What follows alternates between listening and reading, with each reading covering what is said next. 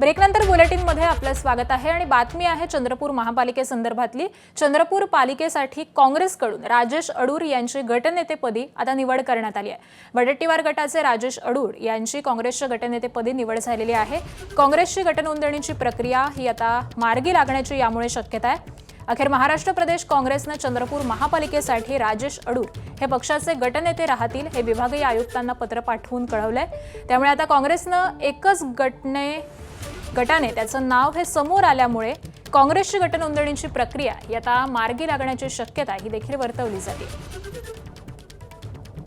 आणि आज संदर्भातले अपडेट देत आहेत आमचे प्रतिनिधी रजत वशिष्ठ। रजत, थोड्या वेळापूर्वीच काँग्रेसकडून अधिकारिकरित्या विभागीय आयुक्त कार्यालयाला सूचना देण्यात आली आहे की राजेश अडूर त्यांचे गटनेते राहतील।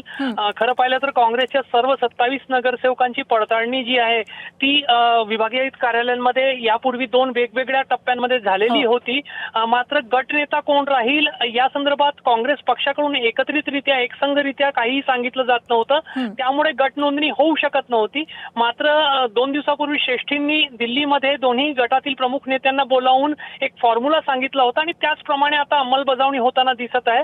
आणि वडेट्टीवार गटाचे जे राजेश अडूर आहेत ते काँग्रेस पक्षाचे गटनेते राहतील असं महाराष्ट्र प्रदेश काँग्रेस कमिटीने विभागीय आयुक्त कार्यालयाला पत्र देऊन सूचित केलेलं आहे। आणि त्यामुळे येणाऱ्या काही तासांमध्ये किंवा उद्या काँग्रेसची गटनोंदणीची जी प्रक्रिया आहे ती औपचारिकरित्या नागपूरच्या विभागीय आयुक्त कार्यालयामध्ये होऊ शकेल आणि मग चंद्रपूरमध्ये सत्ता स्थापनेसाठी काँग्रेस एक पाऊल पुढे जाऊ शकेल। नक्कीच।